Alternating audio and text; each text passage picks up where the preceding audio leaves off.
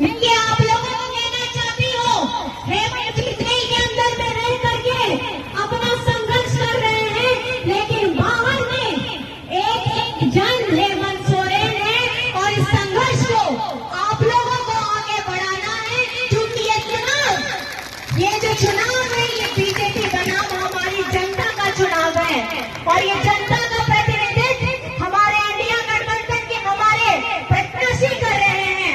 आप लोगों ने जो ताकत, जो हौसला 2014 और 19 में दिखाया था, इस वक्त में जब हमारे विश्व गुरु शिबू सोरेन जी की तबीयत ठीक नहीं है, आपके अपने बेटा, अपने दादा यहाँ आपके साथ में इस चुनावी सभा में नहीं है, आपको मिल नहीं पा रहे, आपको संबोधित नहीं कर पा रहे हैं, तो इस बार जिम्मेदारी आप लोगों के पास में है।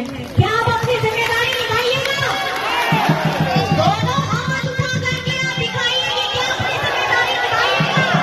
मेरी दीदी बहन है, वहां पे दोनों हाथ उठा के दिखाइए कि आप अपनी जिम्मेदारी निभाइएगा। कि इस बार का ये जो चुनाव है, ये चुनाव अगर इस बार आप लोग नहीं करेंगे सही से वोट, तो मैं बता रही हूँ जिस तरीके से बीजेपी का षड्यंत्र चल रहा है, ये लोग बोलते हैं कि हमको 400 पार बनाइए, हम लोकतंत्र में हमारा जो संविधान है उसको हम बदल देंगे। ये संविधान बना किसके लिए है? ये हमारे जैसे गरीब, गुरबा, आदिवासी, दलित, पिछड़ा, अल्पसंख्यक जैसे समाजों को, हकों को संरक्षित करने के लिए बनाया गया है।